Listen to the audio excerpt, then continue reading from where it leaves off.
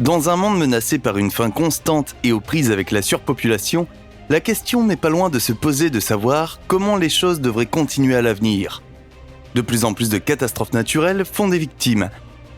La répartition inégale de la nourriture conduit d'une part à des enfants et à des adultes affamés et d'autre part à une destruction massive de nourriture. Il est désormais évident pour presque tout le monde que les choses ne peuvent pas continuer ainsi. Nous vivons dans une société de consommation et de gaspillage, dont les ressources s'épuisent lentement.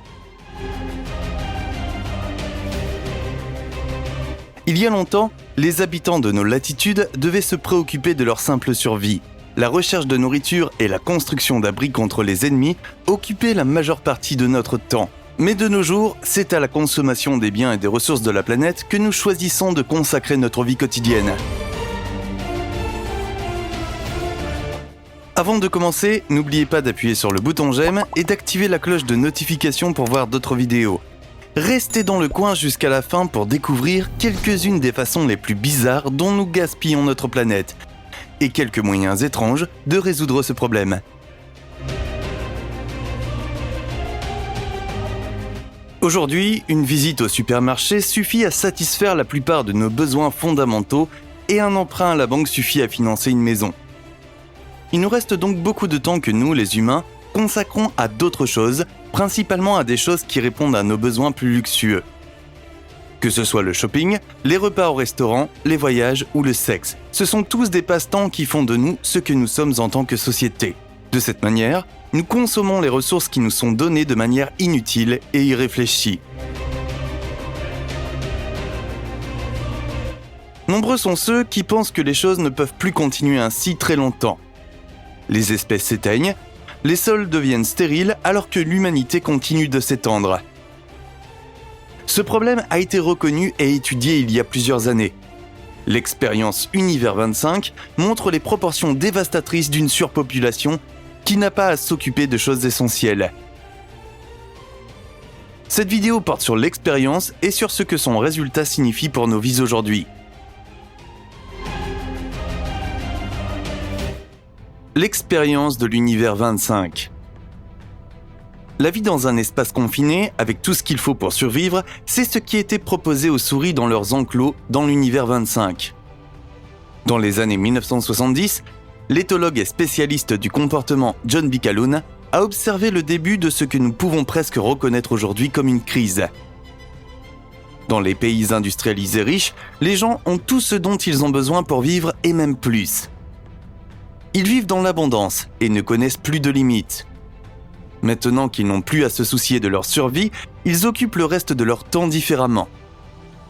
Ils socialisent et procréent. Car ceux qui ont un nid sûr sont plus enclins à fonder une famille. Calhoun a voulu explorer plus en détail ce comportement et ses conséquences, et a donc créé son propre univers, l'Univers 25. Dans cet univers, les souris blanches devraient vivre et se voir offrir tout ce dont elles ont besoin pour vivre. Dans ce monde utopique, il n'y avait pas d'ennemis, et la nourriture et la boisson abondaient. Avec une température idéale constante de 20 degrés et du matériel de nidification disponible, les souris vivaient dans une plus grande boîte avec de l'espace et des soins pour environ 3000. L'élite des souris. Les 4 premiers couples reproducteurs ont été obtenus auprès des National Institute of Health et contrôlés pour vérifier leur parfaite santé. Il serait le début d'une expérience extraordinaire, qui devrait clarifier par rapport à notre vie comment notre mode de vie va finir. On pourrait dire que nous, dans les pays industrialisés, vivons dans une véritable utopie. Tout ce dont nous avons besoin pour mener une vie insouciante est fourni, de sorte que nous n'avons pas à nous préoccuper de ce qui est nécessaire à notre survie. Les souris vivaient de la même façon. Elles vivaient une vie encore plus élitiste, car en étant rigoureusement dépistées pour les maladies, elles vivaient avec un ennemi de moins. Dans leur nouvel habitat, 16 tunnels menaient aux nombreux lieux d'alimentation et 256 appartements leur étaient proposés. Reproduction. Comme les souris ont reçu tout ce dont elles avaient besoin pour vivre sans être dérangées, elles ont commencé à se reproduire après 104 jours d'acclimatation. Leur passe-temps consistait désormais à procréer, car leur instinct les place devant ce premier besoin. Les premières petites souris sont nées et ont été élevées par leur mère. Cependant, l'approvisionnement parfait a entraîné une croissance exponentielle de la population qui a doublé tous les 55 jours. Avec l'augmentation du nombre de souris, un premier phénomène est apparu. Plus les souris vivaient dans cet univers, moins les mères s'occupaient de leurs petits. Ils se sont multipliés de plus en plus au cours de la période dite d'exploit.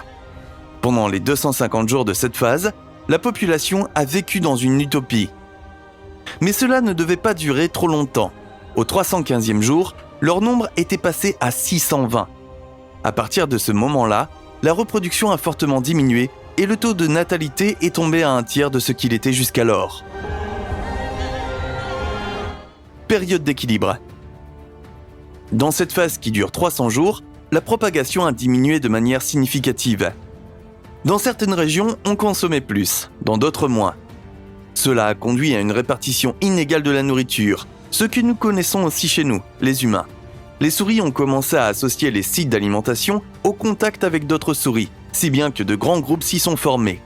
Les plus jeunes, en revanche, n'avaient pas de territoire disponible, puisque tout était déjà réparti entre les souris présentes. Ils se sont retirés et ont moins participé à la vie sociale. L'équilibre naturel s'est rapidement rétabli. En raison du manque d'alternatives et du contact étroit aux stations d'alimentation, l'agressivité et la violence ont augmenté. Les souris s'attaquaient les unes aux autres, se mordant jusqu'au sang et se retrouvant avec des cicatrices sur la queue. On voyait de moins en moins la belle fourrure blanche bien soignée. Les descendants de cette période ont grandi dans une société dangereuse. Le manque d'ennemis naturels a conduit à l'hostilité entre eux. Non seulement les mères se désintéressaient de leurs petits, mais elles les chassaient ou les tuaient. Parmi les groupes les plus désorientés, Calhoun a constaté que le taux de mortalité infantile atteignait 96%. Ce résultat surprenant indique un manque d'instinct maternel, que les souris semblent avoir perdu au fil du temps. Les belles. La nouvelle génération a développé son propre comportement social. Elle s'est coupée du groupe, a gardé ses distances. Elle ne montrait aucun intérêt pour la reproduction, ni pour les combats. La nouvelle génération était celle qui n'avait pas de blessures, une belle fourrure blanche, un corps sain et une queue sans cicatrice. C'est pour cela qu'on les a appelées les plus belles. Ce terme a depuis été inventé par Calhoun. La faim. Lorsque la population a atteint 2200 souris, le nombre a rapidement baissé. Bien que le refuge soit équipé pour 3000 souris et offre de la nourriture, ce nombre n'a jamais été atteint. En raison d'un manque d'espace, les souris se rapprochaient de plus en plus les unes des autres, car elles n'avaient pas d'autre choix. Cependant, comme dans une grande ville anonyme, cela n'a pas entraîné un comportement social plus prononcé. Les souris ne savaient plus quoi faire les unes avec les autres. Elles étaient complètement isolées socialement. De l'anonymat a suivi l'incapacité à gérer le contact avec un si grand nombre d'individus. Cette agressivité les unes envers les autres rendait toute reproduction ultérieure presque impensable. Le taux de mortalité élevé supplémentaire a finalement conduit à l'extinction totale de la population. Cependant, cette extinction n'était pas nécessairement le résultat d'une agressivité effrénée, car la dernière génération n'a plus vu de combat. Tout comme les plus jeunes n'étaient pas intéressés par le développement territorial, l'accouplement ne faisait plus partie de leurs intérêts. Chaque souris vivait recluse, ne se nourrissant que dans sa propre zone et n'interagissant pas avec les autres.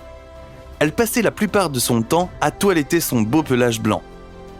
D'où le nom de belle. L'évier comportemental. Dans le cadre de ses expériences, Calhoun a inventé un nouveau terme. Avec l'expression « puits comportemental », il exprime le caractère destructeur d'une société surpeuplée. Selon lui, il existe un dysfonctionnement du comportement qui survient simplement parce qu'une espèce est trop nombreuse dans un espace trop restreint. Le terme « couler » exprime un certain désespoir.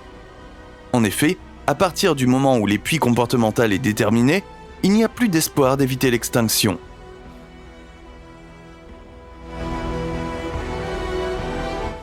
Qu'est-ce que cela signifie pour nous, les humains ? Les souris vivaient exactement comme nous vivons dans le monde industriel lui-même. Mais ce mode de vie a rapidement conduit à la destruction inévitable de toute la population. Un avenir qui pourrait aussi nous être réservé. Cette expérience était loin d'être la première de Calhoun. Depuis les années 1940, il avait mené à plusieurs reprises des recherches similaires et était toujours arrivé à la même conclusion. D'où la question suivante. Notre avenir se dirige-t-il inévitablement vers la même fin ? Une chose est claire dans l'expérience de Calhoun, notre vie sur Terre doit changer. Les souris ont clairement montré où nous allons et quelle pourrait être notre fin. Non seulement les humains éliminent des millions d'autres créatures, mais ils finissent par s'éliminer eux-mêmes.